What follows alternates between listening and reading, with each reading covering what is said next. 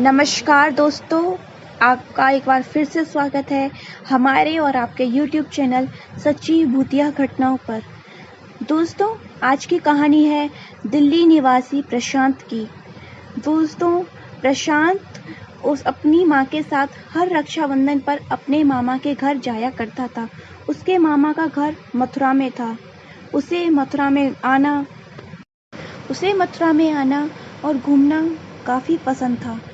वह नदी के घाट पर घंटों बैठा करता था और ठंडी ठंडी हवा में बैठना प्रशांत को काफ़ी पसंद था।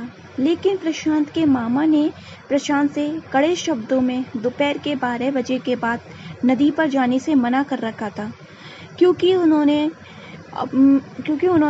सुन रखा था कि दोपहर में नदी के घाट पर जाना अच्छा नहीं है। इस वजह से वो प्रशांत का स्वभाव जिद्दी होने के कारण उसके साथ जाया करते थे। लेकिन एक दिन अचानक से उनके रिश्तेदार को उन्हें देखने जाना पड़ा। लेकिन वह प्रशांत की माँ से प्रशांत को आज नदी के किनारे ना जाने देने के लिए कह गए थे। लेकिन प्रशांत तो ठहरा जिद्दी। वो तो सुबह से ही घूमने निकल गया और दोपहर में वह नदी के घाट पर पहुंच गया।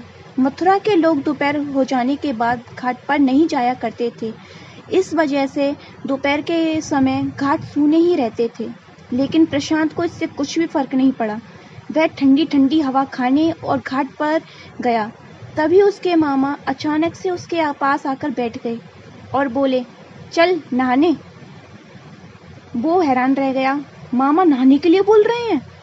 फिर जैसे ही वो दोनों नदी में नहाने के लिए नीचे उतरे थे कि तभी प्रशांत के मामा का पैर फिसल गया और वह डूबने लगे। इसी आपाधापी में वह बचाओ बचाओ बचाओ कहने लगे। जैसे ही प्रशांत उन्हें बचाने के लिए नदी में कूद रहा था कि तभी वहां से गुजरते हुए एक आदमी ने प्रशांत को आवाज लगाई, ओए कौन है रे तू? कहाँ जा रहा है दोपहर में?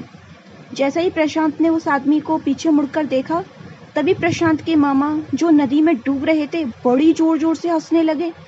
प्रशांत को समझ में नहीं आया कि मामा क्या कर रहे हैं, लेकिन वह प्रशांत के देखते देखते ही गायब हो गए। यह देख प्रशांत के हाथ पैर ठंडे पड़ गए। वह हैरान रह गया और बड़ी जोर से भागते हुए मामा के घर पहुंचा। वह कांपते हुए चुपचाप बैठ गया। यह घटना उसने दिल्ली पहुंच अपनी माँ को बहुत महीनों के बाद बताई। लेकिन फिर वह नदी के घाट पर दोबारा नहीं गया। दोस्तों,